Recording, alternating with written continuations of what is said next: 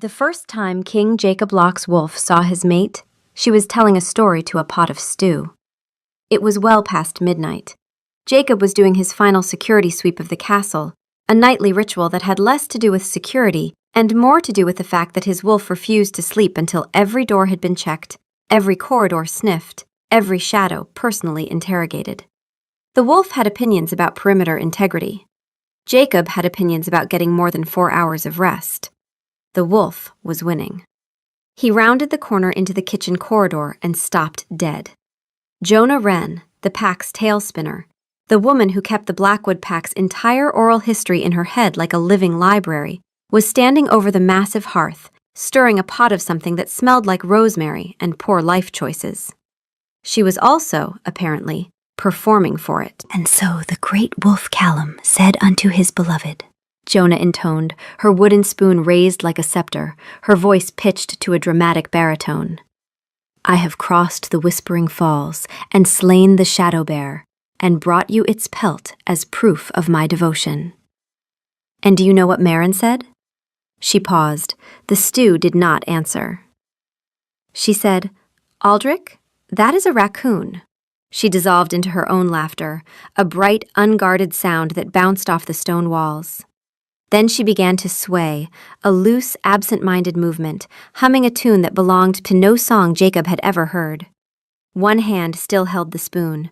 The other rested on her hip as she executed a slow, clumsy spin between the butcher's block and the hearth, still giggling at her own joke. Jacob's wolf, who had been cataloging exit routes with military precision 3 seconds ago, underwent a complete and catastrophic systems failure.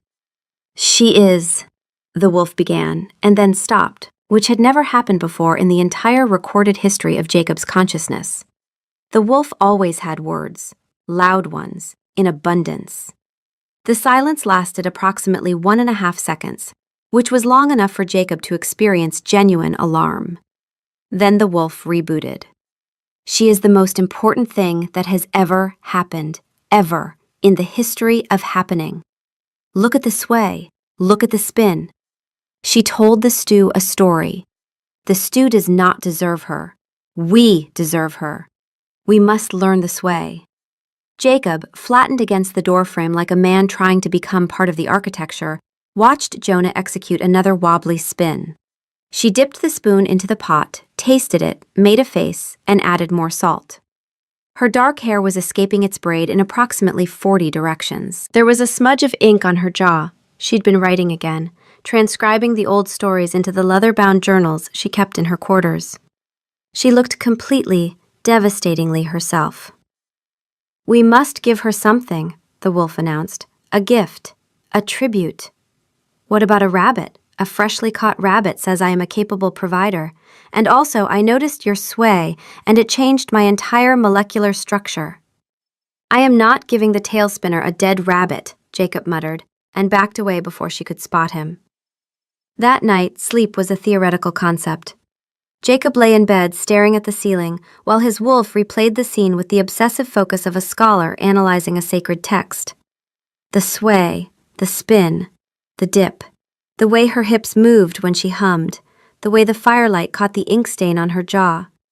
The wolf cataloged every detail, filed it, cross-referenced it, and then replayed the entire sequence again from the beginning. "The sway is a language," the wolf declared at approximately 2 a.m.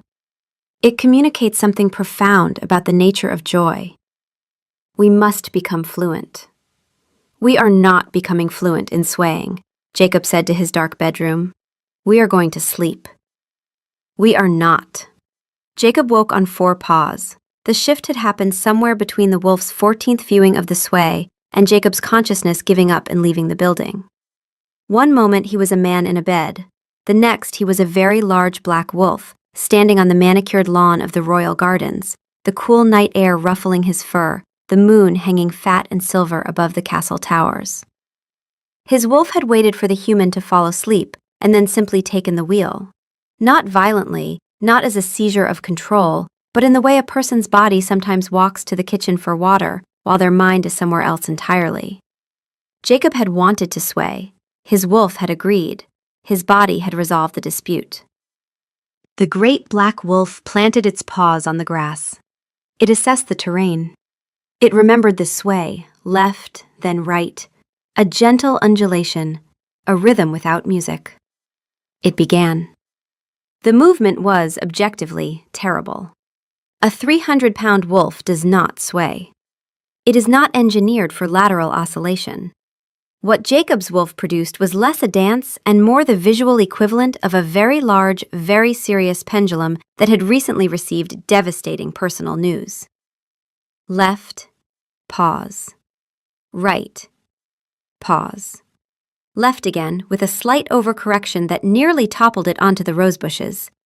Its golden eyes were narrowed to slits of pure concentration. Its ears were pinned back with effort. This was not play. This was not silliness. This was a wolf in the grip of the most sincere and completely misguided courtship effort in the history of the species. Jonah found him because she couldn't sleep either. She'd been lying awake, her mind doing its usual late-night trick of rehearsing every story she'd ever told and identifying every place where she'd gotten a detail wrong, a name mispronounced, a date confused. The tale spinner's curse, a photographic memory for everyone else's mistakes, and an encyclopedic recall of her own. Her wolf, Silence, a creature of such composed analytical precision that it occasionally made Jonah feel like she was sharing a skull with an accountant, had offered its assessment of her insomnia. You are perseverating. This is unproductive. I recommend either sleep or a perimeter walk. The night air will recalibrate. So Jonah walked, and from the window overlooking the gardens, she saw a large, dark shape moving in the moonlight in a way that large, dark shapes should not move. Her first thought, intruder. Her second thought, upon recognizing the unmistakable bulk of the Alpha King in wolf form. What in the name of every story I have ever told is he doing? She crept outside, barefoot, her nightgown trailing in the damp grass. The closer she got, the clearer the picture became, and the less sense it made. The Alpha King of the Blackwood Pack, in his most formidable and terrifying form, the wolf that had once pinned a rival alpha to the ground with a single paw, the wolf whose howl could be heard 3 territories away, was swaying. Left, then right, with an expression of such solemn, unwavering dedication that he looked like he was performing a religious rite known only to himself. The alpha is oscillating, Silence observed from within her. The movement pattern is rhythmic but purposeless. Possible explanations: inner ear disturbance, neurological event, or... She trailed off, which was unusual for Silence. Actually, I have no explanation. This is unprecedented. Jonah watched from behind a rosebush for a full minute. The wolf swayed. It did not stop. It did not improve. At one point, it attempted what might have been a turn, a slow, laborious rotation that looked like a warship trying to execute a 3-point turn in a bathtub, and nearly sat on the hedge. The sound that escaped Jonah was not a laugh, it was a structural failure. A snort first, then a wheeze, then she was on the ground, her hand clamped over her mouth, tears streaming down her face, her entire body shaking with the kind of silent, airless laughter that makes a person genuinely concerned about their own survival. She was going to die here, in the royal gardens at 2 a.m, murdered by the sight of a wolf trying to waltz. The great wolf's head snapped around, his ears shot up. He saw her. The great wolf's ears shot forward. Its tail, which had been hanging still and serious, gave a single enormous thump against the ground. The sway didn't stop. If anything, it intensified, a wider arc, a deeper commitment, the wolf equivalent of a man straightening his tie and squaring his shoulders. It swayed directly at her, its golden eyes blazing with a sincerity so absolute it could have powered a small city. Jonah managed to gasp enough air to form words. "Oh, you magnificent, ridiculous." Another wave of laughter took her out. She lay on her back in the wet grass, staring at the moon, wheezing.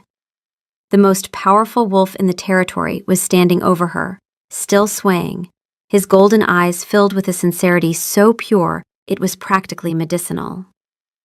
The wolf sat, It looked at her. It thumped its tail once more, a deliberate, ceremonial thump, the kind that said, unmistakably, "Same time tomorrow."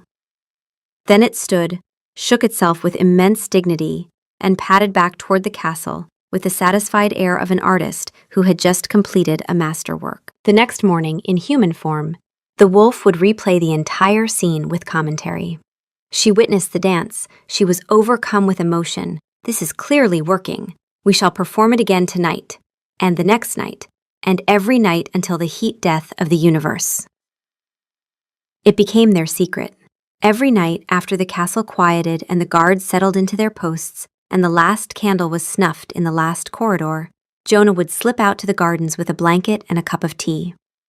Jacob's wolf would already be there, waiting. She would sit on the grass, tuck the blanket around her legs, and start humming, the aimless little tune she'd been swaying to in the kitchen that first night. And the great black wolf would dance. The sway never improved. It was architecturally impossible for it to improve. The fundamental engineering of a wolf's body was optimized for running, fighting, and looking dramatically into the middle distance, not for rhythmic lateral movement. But the wolf refused to accept this limitation. It treated the sway as a discipline, a practice, a calling. Every night it committed to the movement with the same gravity a monk might bring to prayer. Jonah provided encouragement. "That was a good one," she'd say, as the wolf completed a particularly committed lean to the left. "Really felt that one in my soul." The wolf would huff through its nose, a sound of dignified acknowledgement, and continue. Sometimes she told him stories while he swayed. The old ones, the founding myths of the Blackwood Pack, the tale of the first alpha who heard the howl of the moon and answered it, the love story of Brennan and Isla, who ran the length of the Thornwood in a single night to reach each other. She told them differently here, in the dark, with an audience of one enormous, swaying wolf. Looser, funnier, with the asides and commentary she never included in her official tellings. And Brennan, upon seeing Isla for the first time, was so overcome that he shifted right there in the middle of the harvest market, she narrated, sipping her tea. Which meant he was suddenly a very large, very naked man standing between a cheese stall and a woman selling turnips. The cheese seller fainted. Isla looked him over and said, "You'd better be worth the price of that cheese." The wolf paused its sway to look at her with an expression that clearly communicated, "This is the greatest story ever told." "That part's not in the official version," Jonah admitted. "Grandmother Thornton would have a stroke." The guards knew, of course. They were stationed on the battlements, at the palace doors, in the shadowed corridors. They saw their king swaying under the moon. They saw their tail spinner sitting on the lawn, narrating the pack's history to him like a bedtime story. They said absolutely nothing about it. Sergeant Gregor had once made the mistake of smiling during a shift change, and Jacob's wolf had stopped mid-sway to fix him with a look so withering that Gregor later reported to his wife that his blood had gone cold in a very specific and personal way. The unspoken rule of the Blackwood Pack became, whatever happens in the gardens at night is a hallucination we all share and never discuss. Jacob in human form was a different problem. As the wolf, everything was simple. See mate, sway for mate, receive mate's laughter like sunlight. As the man, Jacob was approximately as smooth as a gravel road. He had been king since he was 23, when his father had died in circumstances Jacob didn't discuss. He had spent the subsequent decade learning to lead through quiet authority, strategic patience, and an expression that suggested he was always thinking 3 moves ahead. This expression was, more often than not, a mask for the fact that he was thinking about Jonah. He stood in doorways a lot. He found reasons to walk past the Great Hall when she was practicing her stories. He developed a sudden and inexplicable interest in the castle's archive room, which happened to share a wall with her quarters. His wolf provided a constant, unhelpful narration. "She is in the next room. We can hear her turning pages. She turns pages with authority. This is incredibly attractive." "Please stop commenting on how she turns pages," Jacob said under his breath, pretending to read a tax ledger. "She has just sighed. It was a small sigh, possibly wistful. What if she is thinking about the sway? What if she is composing a story about the sway? We would be in a story. This is the greatest honor imaginable. Marcus, Jacob's beta, watched all of this with the weary resignation of a man who had signed up to manage a pack and instead found himself managing a lovesick king. He had taken to carrying a book to council meetings, not for reading, but for placing on Jacob's bouncing knee when the wolf got restless. You could just talk to her, Marcus said one morning, sliding a stack of border reports across the table. Like a person, with words. I talked to her, Jacob said, too quickly. You said the weather is weather to her yesterday, in front of the entire kitchen staff. Jacob's jaw tightened. His wolf offered no defense. It was too busy replaying the way Jonah's eyebrows had risen, both of them in unison, a perfect expression of polite bewilderment when he delivered that masterpiece of conversation. The weather comment was a strategic opening, the wolf insisted. It established common ground. Everyone experiences weather. I'll work on it, Jacob muttered. The problem arrived on a Tuesday, in the form of a scroll. The Moonfire Bonfire, the Blackwood Pack's most important annual celebration, a night of fire and music and the retelling of the founding stories, was 4 weeks away. And according to every tradition the pack held sacred, the Alpha and his Luna were required to open the evening with a dance. Not a sway, a dance. A real one. Jacob read the scroll in his study and felt his stomach drop through approximately 6 floors of the castle. We know a dance, his wolf said immediately. We have been practicing. We are ready. We know a sway, Jacob said. A terrible sway. In wolf form. That is not the same as a formal dance in front of 600 people. It is better. It is more authentic. The pack will weep with the beauty of it. The pack will weep, but not with beauty. Jonah received the same news and reacted the way Jonah reacted to most things that terrified her. She went very quiet, then very busy. Within an hour, she had retreated to her archive, surrounded by open journals and scattered pages, furiously transcribing a 300-year-old account of the Battle of Cairn Hollow that had absolutely no urgency and did not need to be transcribed at 2 o'clock on a Tuesday afternoon. You are avoiding, Silence noted. I am preserving critical historical records. You are hiding behind critical historical records because you have been asked to dance in public, and this has triggered a threat response disproportionate to the actual danger. Thank you, Silence. That is incredibly helpful, and not at all making it worse. The thing about Jonah's fear was that it wasn't really about dancing. It was about being seen. As the tail spinner, her job was to disappear, to become a vessel for the stories, to make the audience forget she existed and see only the wolves and the lovers and the heroes she conjured with her voice. She was brilliant at this. She could hold a hall of 300 wolves in absolute silence with nothing but her voice and a well-timed pause. She could make grown alphas cry with the story of Brennan and Isla. She could make pups howl with laughter at the tale of the wolf who ate the moon. But that was performance. That was craft. The moment the story ended, the moment she was just Jonah, a woman of medium height with ink-stained fingers and a tendency to talk too fast when nervous, and a complete inability to walk into a room without tripping on something, the magic evaporated. She wasn't the story. She was just the person who told it. And a Luna was supposed to be the story. The former Luna, Jacob's mother, who had died when he was a boy, was legendary. Jonah had grown up hearing the tales.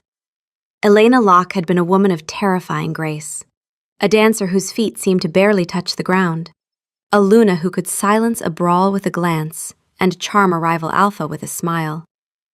Jonah had told Elena's story dozens of times at pack gatherings. She knew every detail of the woman's elegance, her poise, her effortless command. And now she was supposed to fill those shoes, while tripping.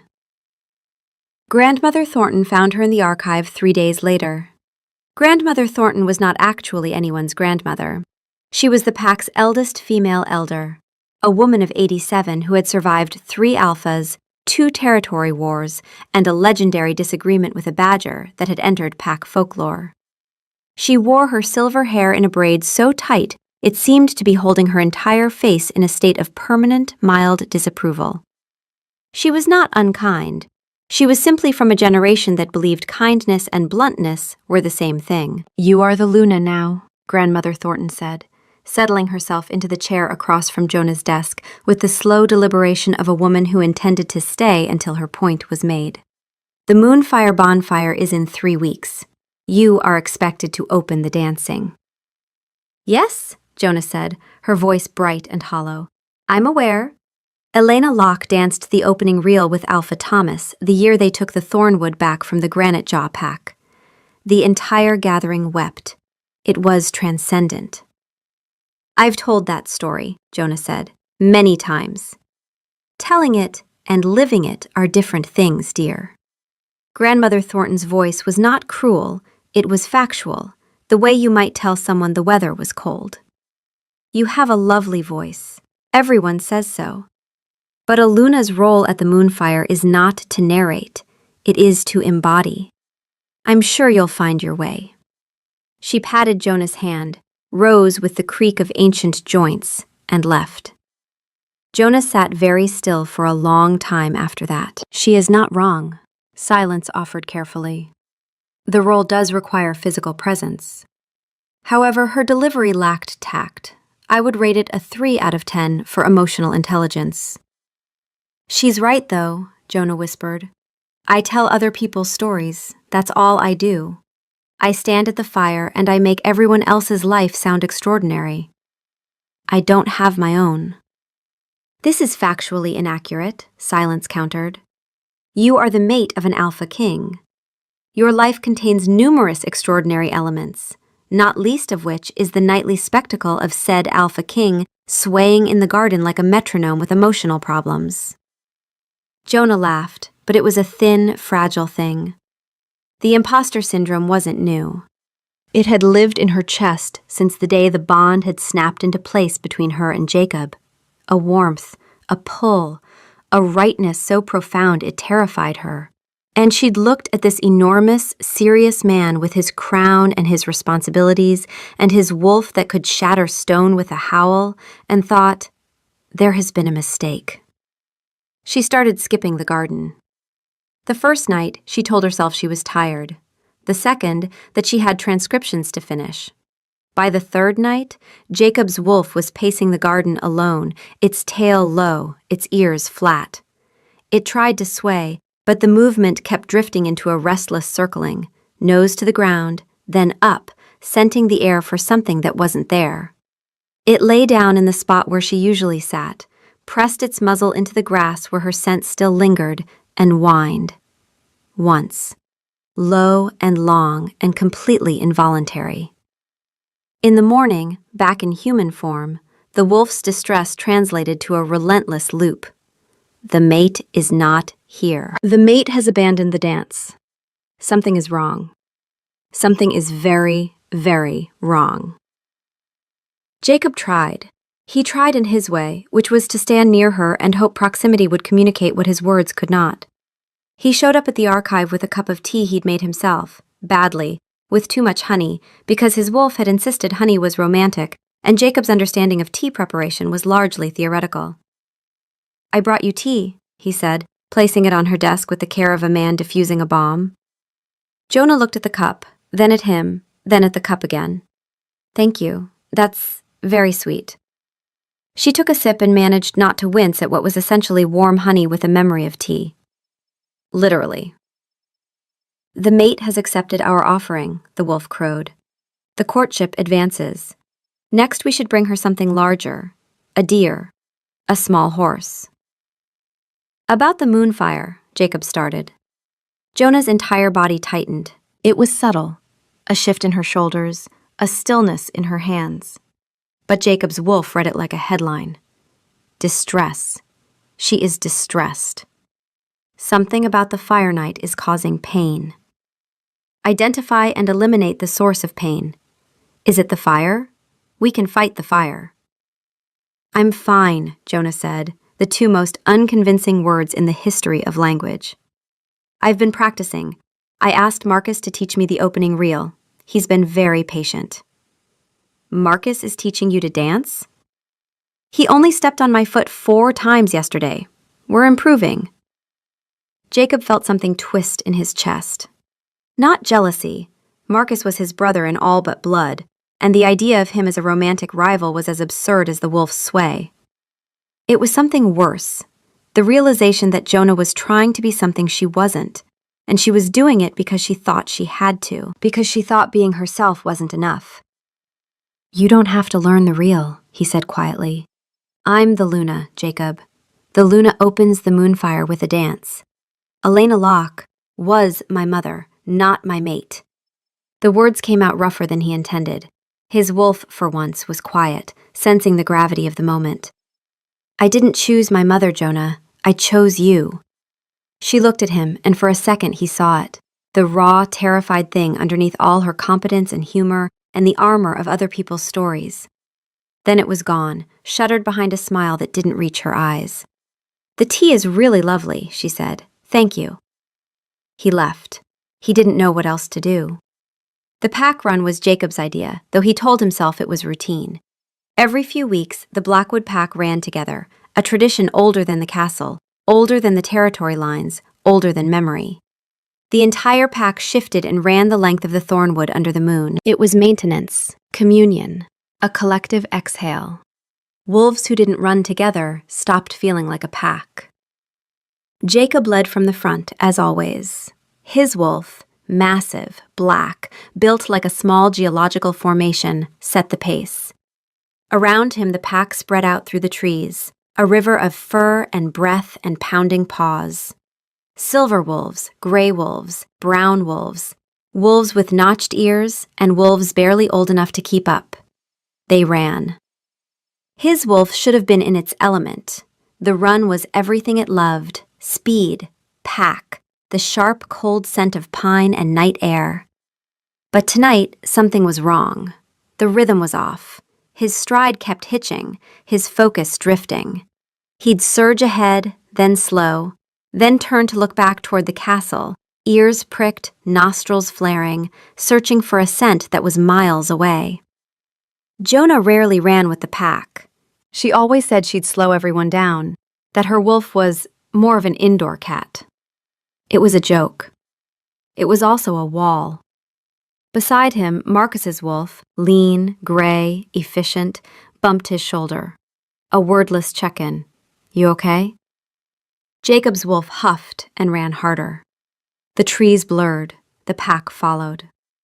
But the howl he let out when they reached the ridge was thinner than usual, sharper, and every wolf in the pack heard it for what it was: a call with no answer. On the run back, they passed the eastern meadow, and Jacob's wolf slowed. 3 young wolves were tumbling over each other in the grass, play-fighting with the joyful gracelessness of youth.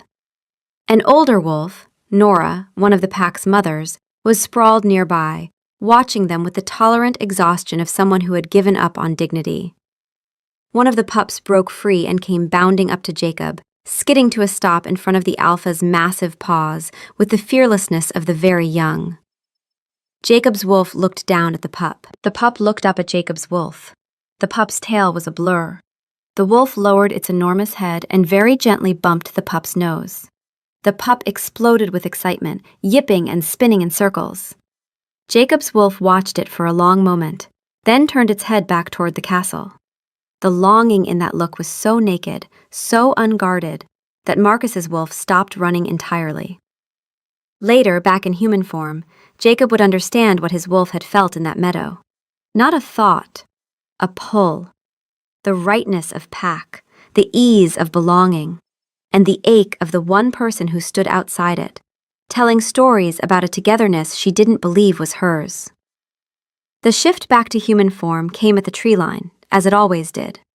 Jacob surfaced from the wolf with the usual moment of disorientation, the world snapping from scent and instinct to language and thought, the cold air sudden on bare skin.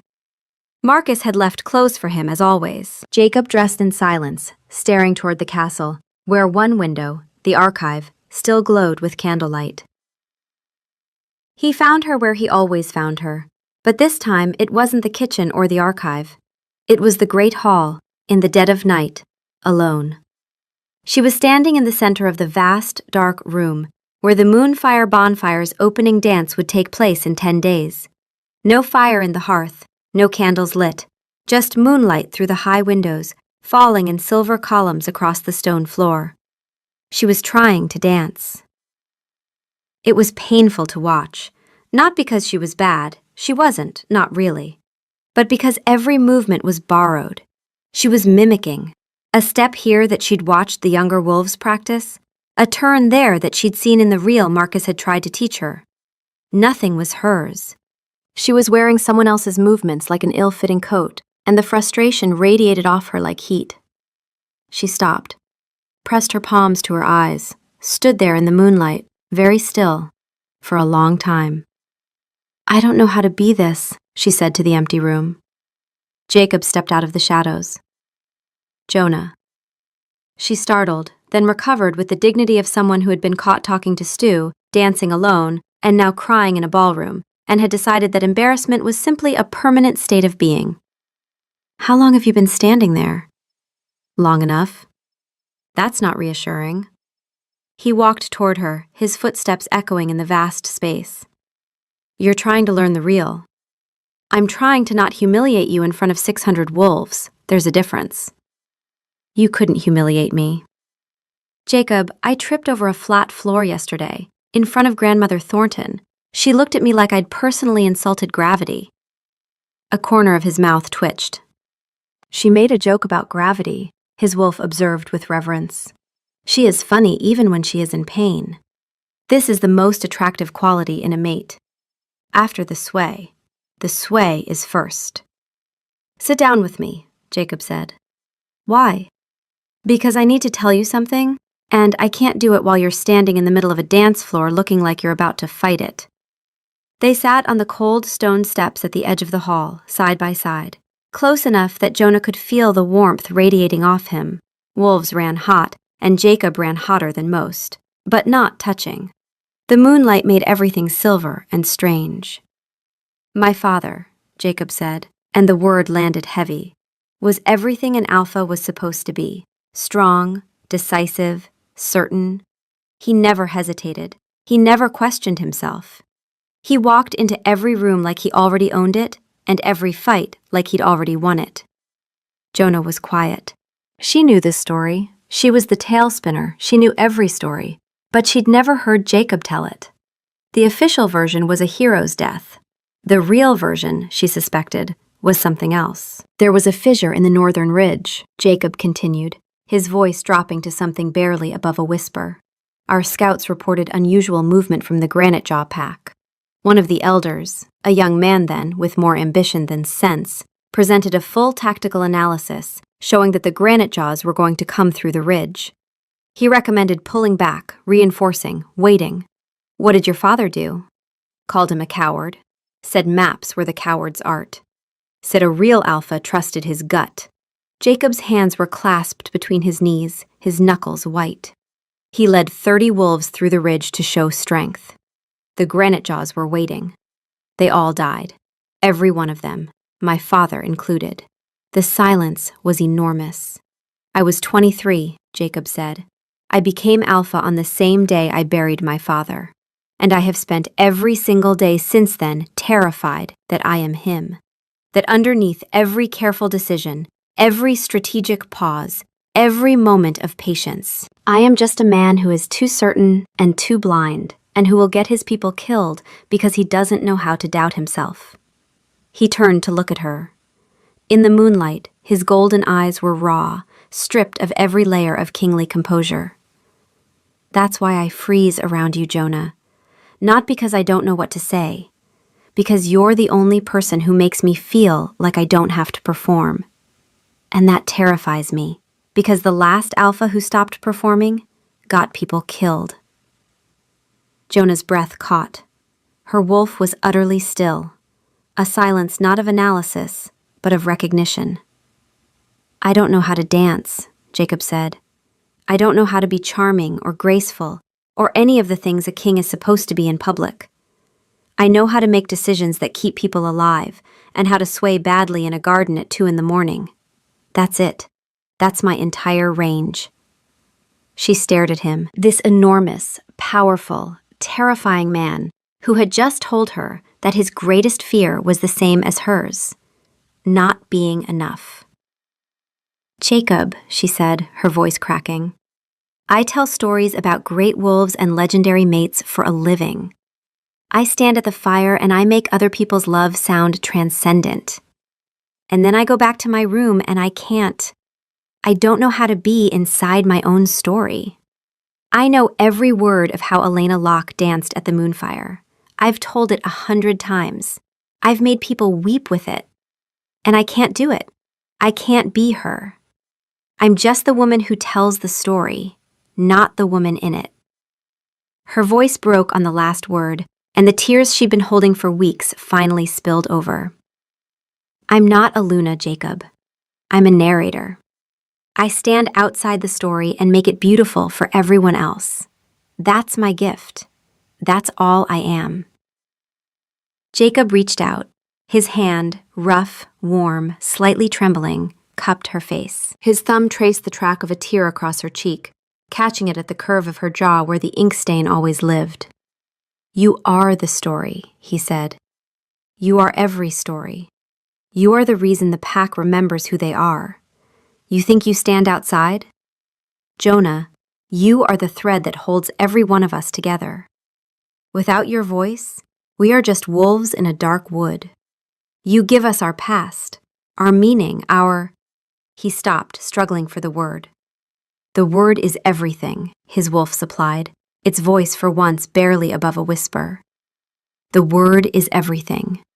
She is everything. You give us ourselves," Jacob finished. "And you think that's not enough to be a Luna?" She broke. The sob that came out of her was ugly and real, not the kind you see in stories, and Jacob pulled her against his chest and held her there. She cried into his shirt, her fists balled in the fabric, and he held on like she was the only solid thing in a world that had never stopped shaking under his feet. His wolf was silent. Perfectly, respectfully silent. For the first time in Jacob's life, the loudest thing in his head had nothing to say. It just settled, warm and present, a deep hum of mate, mine, enough. 10 days passed. They didn't talk about the dance. They didn't practice the reel. They didn't plan. What they did, quietly and without discussion, was return to the garden. The sway resumed. Every night, the great black wolf and the woman with the ink-stained fingers. But something had shifted. Jonah didn't just sit and watch anymore. She sat and told stories, but now she told them differently. She told the ones that had never been told, her own stories.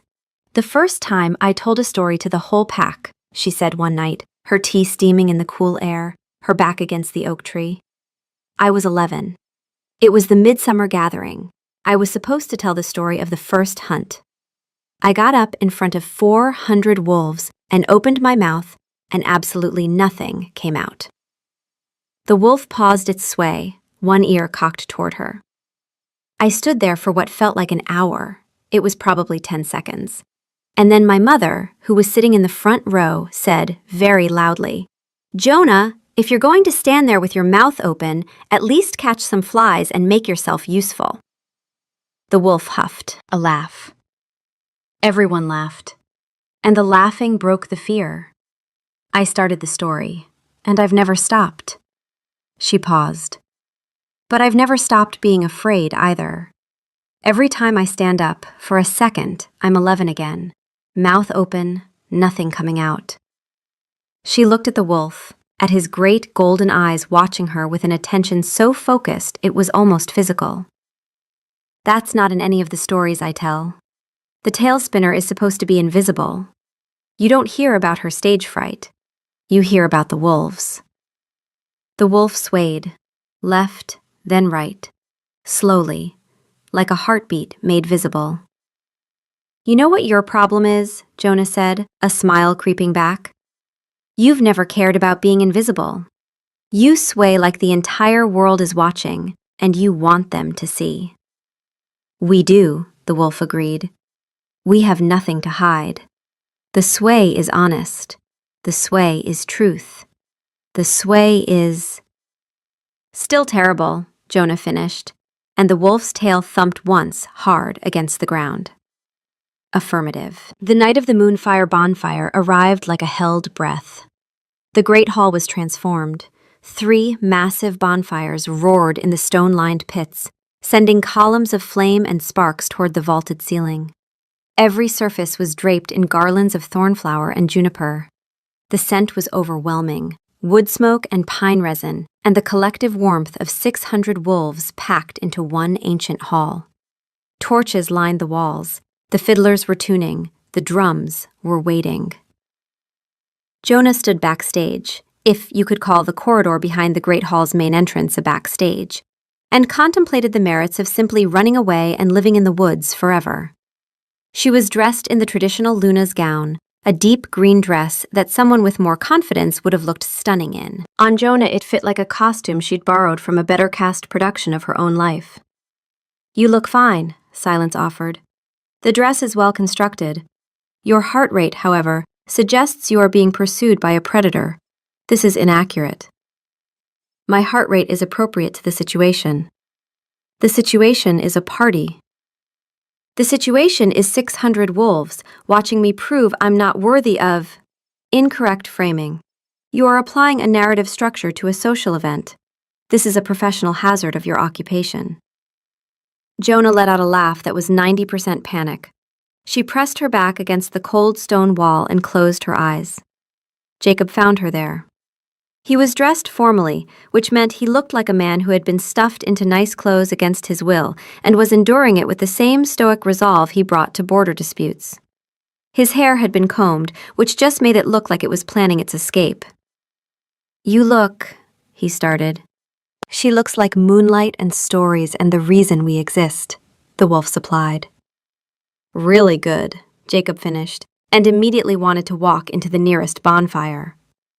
Really good? We had moonlight and stories and the reason we exist, and you went with really good? This is a catastrophic failure of communication. We demand a do-over. Jonah managed a shaky smile. You look really good too. Very combed. They stood there, 2 people who were about to walk into a room full of 600 wolves and do something neither of them knew how to do. The silence was thick with shared terror. Jacob, Jonah said, I can't do the reel. I know. I've been practicing for 3 weeks and I still can't do the reel. Marcus is a saint, but even saints have limits, and I think I found his when I accidentally kneed him in the Jonah. Anyway, the point is, I am going to walk out there and I am going to destroy the opening ceremony of the most important night in the Blackwood Pack's calendar, and Grandmother Thornton will be right, and Elena Locke will be rolling in her grave, and Jonah. She stopped, looked at him. His golden eyes were calm, steady, and absolutely certain. Do you trust me? He asked. With my life, she said, without hesitation. Then follow my lead. The great doors opened. 600 wolves turned to watch their Alpha and their Luna enter the hall.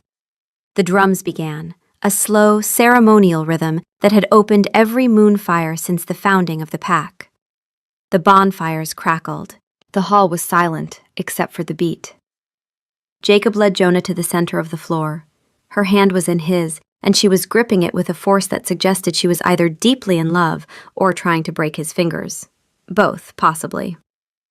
They reached the center, faced each other. The fiddler raised the bow, waiting for the Alpha's nod to begin the reel. Jacob did not nod. Instead, he placed one hand on Jonah's waist, the other held hers, and he began to sway, left, then right. A slow, deeply serious, side-to-side movement that had no connection to the waiting music, to the expectations of 600 wolves, to anything resembling a traditional ceremonial dance. It was the garden sway. Their sway. The worst dance in the world, performed on the biggest stage imaginable. A murmur rippled through the hall. Grandmother Thornton's eyebrows achieved an altitude previously thought impossible. Marcus dropped his head into his hands. The fiddler lowered the bow, confused. Jonah stared up at Jacob, her mouth open. He was looking down at her with an expression of such tender, stubborn, absolute sincerity that it bypassed every defense she had. "What are you doing?" she whispered. "Dancing," he said. "The only dance I know." "This is the Moonfire, in front of the entire pack. You can't just—" "I can. I'm the king. It's one of the few perks." A laugh escaped her, not a polished, performance-ready laugh, but the real one, the snorting, helpless one from the garden. She pressed her forehead against his chest to hide it, her shoulders shaking. He swayed. She swayed with him. Two people, impossibly out of sync with the world, locked perfectly in sync with each other. His wolf was incandescent. The great dance on the great stage.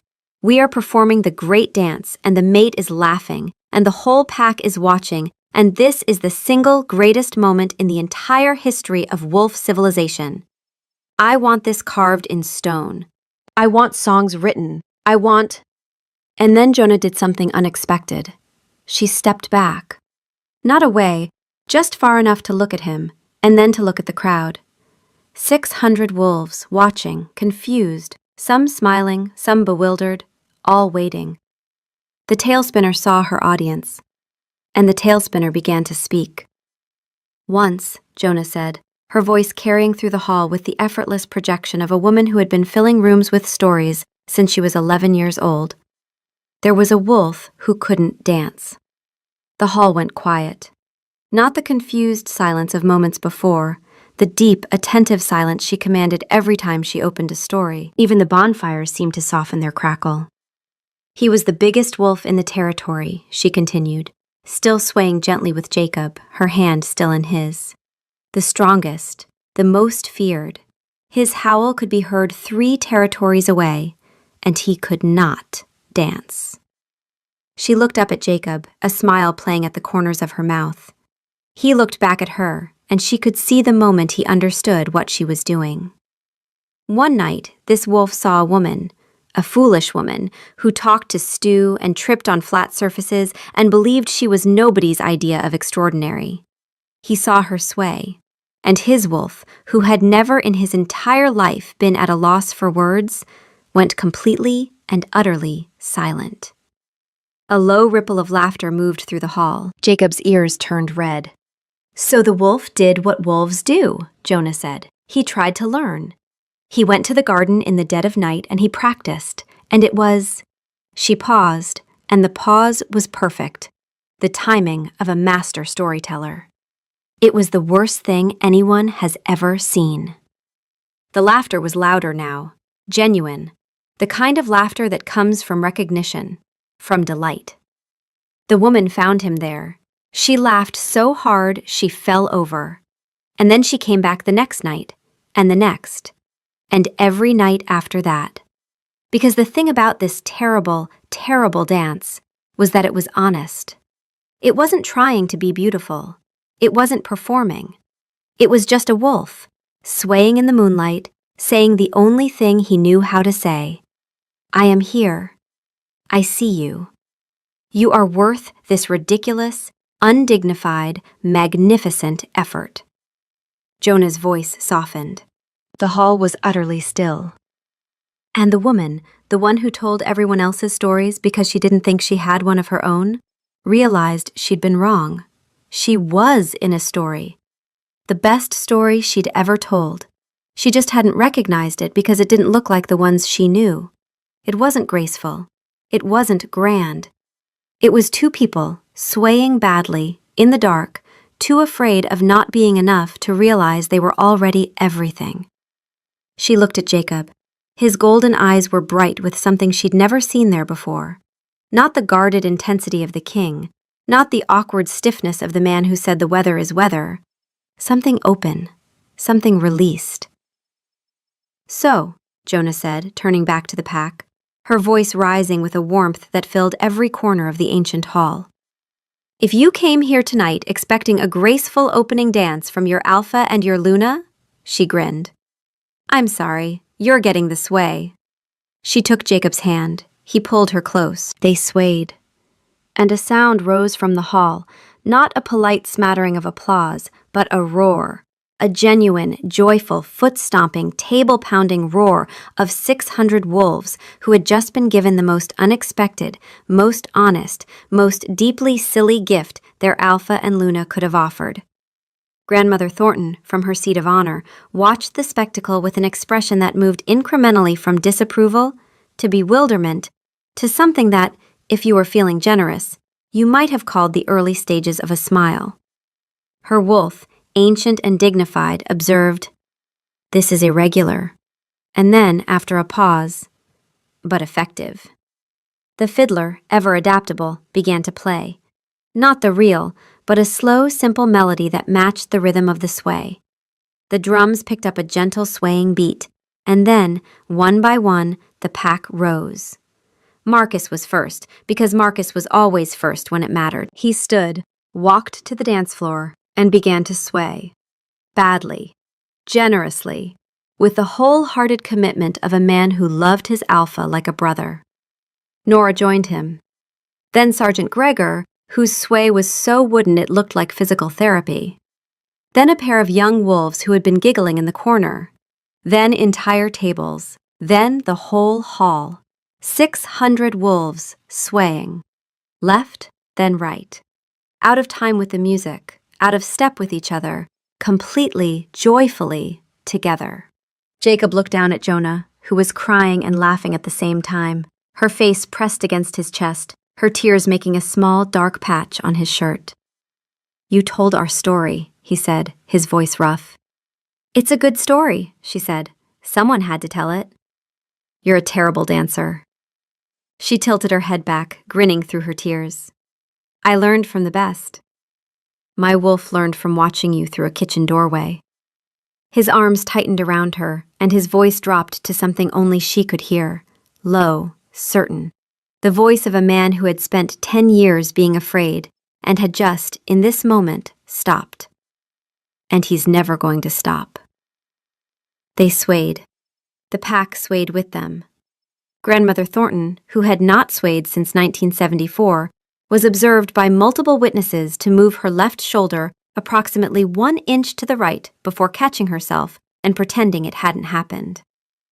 A new tradition was born that night, not with grace, not with grandeur, with a terrible dance, an honest story, and 600 wolves who chose, together, to look ridiculous in the firelight. Months later, the Moonfire Sway, as it came to be called, was the story every pup in the Blackwood pack asked to hear at bedtime. Jonah told it differently every time.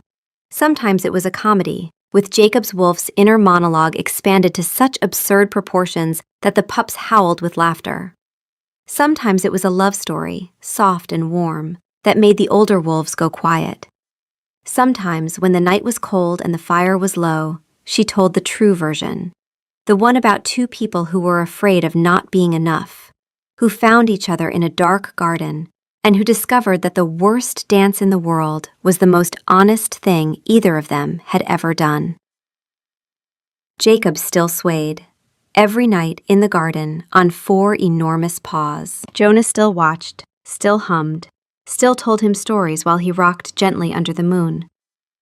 The difference was that now, sometimes, she'd shift too. A smaller wolf, brown and bright-eyed, her wolf's composure translating to a stillness that was less analytical and more at peace. And she'd sit beside him, not swaying, just there. Silence and the wolf with no name, side by side, breathing. One night, Jacob's wolf nudged Jonah's wolf with its nose, gently, insistently, and then began to sway. It looked at her. It swayed again.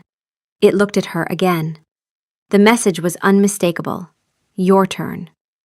Silence regarded the display with her usual analytical composure. He wants me to oscillate. The biomechanical limitations are obvious. His technique has not improved. Learning from him would propagate the same fundamental errors. She paused. Then she stood, planted her paws, and swayed, once, a single precise lateral movement, executed with such clinical perfection that it made Jacob's wolf look even worse by comparison. Jacob's wolf was delighted. It thumped its tail so hard the ground shook. Back in human form the next morning, the wolf was still celebrating. She did the sway. Silence did the sway. The errors have been transmitted. They are features now. The dynasty of terrible dancing expands. The day Jonah told Jacob she was pregnant, he was in a council meeting about grain storage. She hadn't planned it this way. She'd planned candles and maybe a walk in the garden, and a carefully worded speech she'd been rehearsing in the archive for 2 days. What actually happened was that she walked into the council chamber, saw Jacob looking at her with that particular expression he wore when he'd been away from her for more than 3 hours, part relief, part wonder, as if he couldn't quite believe she was still there. And the carefully worded speech evaporated. "I'm pregnant," she said, to the entire council. Marcus dropped his quill. Grandmother Thornton's teacup paused halfway to her lips. Sergeant Gregor, who was standing guard by the door, made a sound like a balloon losing air very slowly. Jacob stared at her. His wolf, for the second time in recorded history, went completely silent. The silence lasted 4 seconds. Then, a pup. A pup. We have made a pup. The mate has grown a pup inside her using the miracle of biology, and we are responsible. And this is the greatest achievement in the history of wolves, and also the history of pups, and also the history of everything. We must sway. We must sway immediately. This calls for the most significant sway ever performed. Jacob stood up from the council table, crossed the room in 3 strides, lifted Jonah off her feet, journal, ink-stained fingers and all, and kissed her with such thorough, unhurried tenderness that Marcus had to look away, and Grandmother Thornton had to take a very deliberate sip of tea to compose herself. "The grain storage discussion," one of the junior council members ventured, "is adjourned," Marcus said, already steering the remaining council members toward the door. "Permanently. Forever. Everyone out." The months that followed were, by Jonah's account, the most absurd of her life. And the competition for that title was fierce. Jacob's wolf entered a state of protective hypervigilance, so extreme that it bordered on performance art.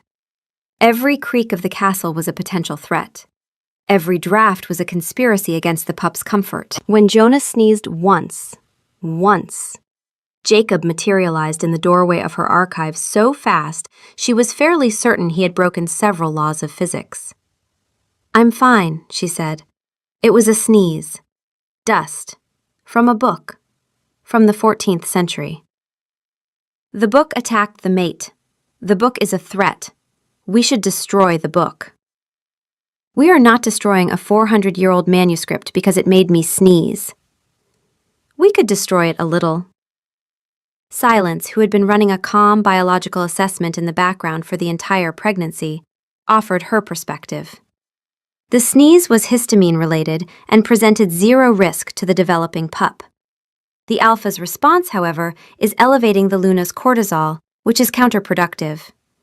Recommend the alpha return to a distance of no less than 15 feet. Jacob did not return to a distance of 15 feet. Jacob sat down on the floor of the archive, leaned his back against the bookshelf, and stayed there. Jonah looked at this enormous, serious man sitting on her floor like a guard dog who had been told to stay and had interpreted the command as a sacred oath. "You're going to sit there until I'm done working, aren't you?" "Yes." "That could be hours." "Yes," she sighed. But she was smiling, and when she reached down to run her fingers through his hair, an absent-minded gesture that had become habit, the way you might pet a very large, very devoted animal. His eyes closed, and his wolf made a sound so deep and contented that it vibrated through the floorboards. "Stay," the wolf hummed. "Just stay." The pup arrived on a night when the moon was full and the garden was silver with frost. They named her Rowan. She was small and red-faced and furious about the entire concept of existing, and she announced her arrival with a cry so loud that Sergeant Gregor, 2 floors down, snapped to attention and nearly drew his weapon. Jacob held her for the first time with hands that had snapped bones and commanded armies, and those hands trembled. His wolf, the loudest thing in any room, in any skull, in any kingdom, looked at the tiny creature in their arms and whispered, "Oh." Just that, nothing else. The smallest sound the wolf had ever made, for the biggest thing it had ever felt. Jonah, exhausted and radiant, watched her enormous, terrifying mate hold their daughter like she was made of glass and starlight and the last good thing in the world. "You can breathe," she said softly. "She's not going to break." "I know," Jacob said, not breathing. "She is structurally sound," Silence reported. "All vital signs are within normal parameters. She has your lung capacity, Jonah. This will be audible." Rowan proved Silence right within the hour. The pup had inherited her mother's lungs and her father's stubbornness, and she used both with tremendous enthusiasm. She cried when she was hungry, cried when she was tired, cried when the room was too bright, too dark, too warm, too cold, or too quiet. She cried on one memorable occasion because a shadow moved on the wall in a way she found personally offensive. Jacob's wolf responded to every cry with the same escalating urgency. The pup is distressed. Identify the threat. Is it the shadow? We will fight the shadow. Is it the temperature?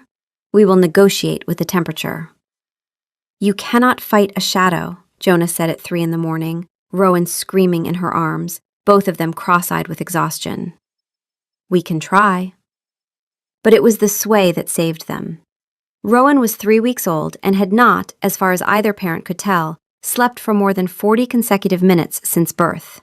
They had tried everything: rocking, singing. Marcus, in a moment of desperation, had offered to read her the Border Patrol reports, on the theory that they put everyone else to sleep. Nothing worked. It was 2 a.m. Jonah was pacing the nursery, Rowan howling against her shoulder. Jacob was standing in the doorway, helpless, his wolf cycling through increasingly unhinged suggestions. Have we tried howling back? Maybe she wants a howl, a solidarity howl, a "we are also upset and we understand" howl. "If you howl," Jonah said, her voice flat with exhaustion, "I will put you outside." And then, because her body remembered what her brain had forgotten, she began to sway, left, then right.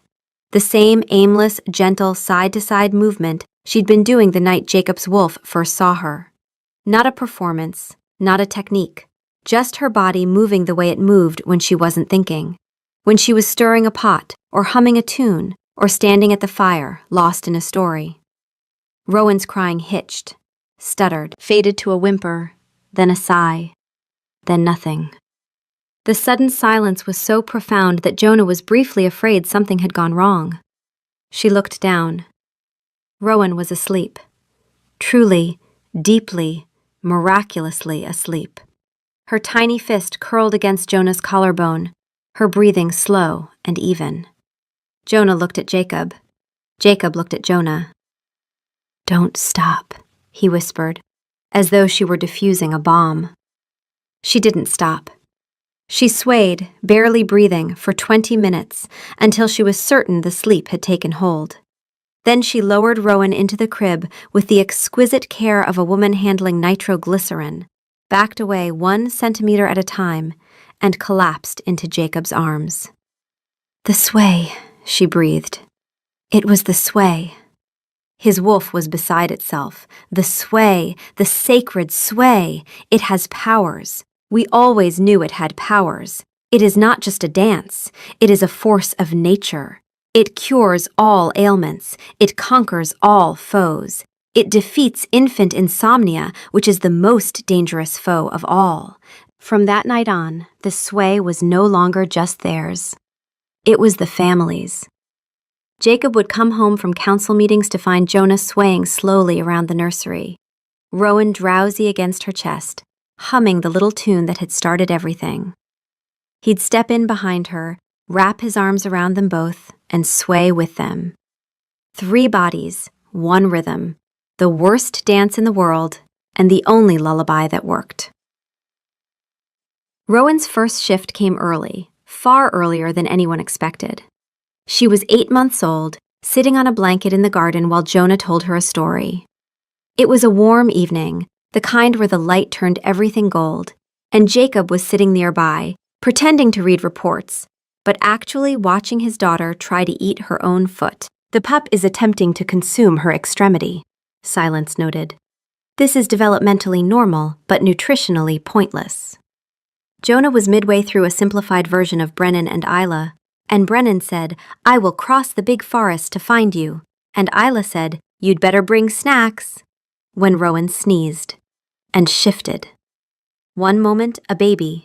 The next, a very small, very confused, russet-colored wolf pup sitting in a pile of tiny clothes, blinking at the world with enormous golden eyes. The silence lasted approximately 1 second. "A pup!" Jacob's wolf screamed, so loud inside his skull that Jacob physically flinched. "A wolf pup! Our pup is a wolf! Our pup shifted! She is the most magnificent wolf in the history of wolves! She is perfect! She is already better at being a wolf than most adult wolves! Look at her ears! Her ears are flawless." The tiny wolf pup sat in the grass and sneezed again, which did not trigger a shift back, but did cause her to topple sideways with a small, indignant yip. "She has shifted," Silence confirmed, with what Jonah could have sworn was a note of warmth. "Early onset. Strong wolf. She has your eyes, Jacob." Jacob was already on his knees in the grass, his hands hovering, afraid to touch, afraid to not touch. The tiny pup looked up at him, wobbled to her feet, and took 3 determined, wildly unsteady steps toward his hand. Then she sat on it. "Hi," Jacob said, his voice breaking on the single syllable. Jonah watched them, her impossible, wonderful mate, kneeling in the grass with tears on his face, a wolf pup the size of a loaf of bread sitting on his hand like a queen on a throne, and her own eyes blurred. She pressed her hand to her mouth. The tail spinner, for once, had no words. Jacob shifted. The great black wolf materialized in the garden, and the pup, who had been confused about many things in her short life but was absolutely certain about this, yipped with delight and scrambled toward her father on legs that didn't entirely work yet. The great wolf looked down at his daughter. The daughter looked up at her father, and the great wolf began to sway, left, then right, the same terrible, wonderful, deeply sincere movement. The pup watched, her head tilting so far to one side that she nearly fell over. Then she tried. What emerged was not a sway. It was not a dance. It was not, by any generous interpretation, a coordinated movement of any kind. It was a tiny wolf pup rocking sideways with such chaotic enthusiasm that she repeatedly tipped over, scrambled up, and immediately tipped over again, her little tail wagging so hard it threw off her already non-existent balance. The great wolf watched the pup faceplant for the 4th time. Its tail began to wag, slowly at first, then faster, then with a force that sent leaves skittering across the grass. It lowered its enormous head and bumped the pup gently back onto her feet. She toppled again immediately. The tail wagged harder. The wolf's entire body was vibrating with something that, on a human face, would have been the purest, most deranged pride imaginable. Jonah was crying. She was laughing. She was doing both so hard she couldn't tell which was which anymore. She sat in the grass and watched her family, the king who couldn't dance and the pup who couldn't stand, sway together in the golden evening light, and she knew, with a certainty that went deeper than words, deeper than stories, deeper than any tale she'd ever told, that this was the one. This was the story she'd been waiting her whole life to live. Later, back in human form, Jacob's wolf would not stop. She is a natural, a prodigy. Did you see the commitment, the follow-through? She fell 4 times and did not quit. The sway is in her blood. The Locke legacy continues. Rowan sneezed, shifted back into a very naked, very startled baby, and burst into tears. Jacob shifted back, scooped her up, wrapped her in his shirt, and held her against his chest. She quieted almost immediately, her tiny hand gripping the fabric over his heart. He began to sway, left, then right. Jonah stood, walked over, and tucked herself under his arm, pressing her cheek against his shoulder. The 3 of them swayed together in the garden as the sun went down and the first stars appeared. "I need to write this one down," Jonah murmured. "Write all of it," Jacob said. So she did. The next evening, Jonah stood before the packfire for the weekly telling, Rowan asleep in a sling against her chest, and she opened the way she always opened, with a voice that could hold a room, a pause that could stop time, and a story that was, for the first time, entirely her own. "Once," she said, "there was a wolf who couldn't dance." And 600 wolves leaned in to listen. She told them everything: the stew, the kitchen doorway, the great black wolf swaying under the moon like a metronome with feelings, the woman who thought she was nobody's story, the night in the dark hall when 2 people cracked open and found the same fear underneath, the bonfire, the sway, the pup who tried to sway and fell over 4 times and didn't stop trying. She told it with the humor of a woman who found the whole situation ridiculous. She told it with the tenderness of a woman who was completely, irreversibly in love. She told it the way she told everything, like it was the most important story in the world, because right now, in this moment, with this audience, it was. When she finished, the hall was quiet. Then Grandmother Thornton, from her seat of honor, raised her cup. "To the sway," she said, and her voice cracked on the second word. Just a little. Just enough. "To the sway," 600 wolves echoed. Jacob, standing at the back of the hall with Rowan drowsy against his shoulder, swayed. Just barely. Just enough for Jonah to see. She met his eyes across the firelit room, and the smile she gave him was the kind that belongs in stories. The kind she'd described 1,000 times for other people. The kind she'd never believed would be hers. It was hers. It was theirs. It was more than enough.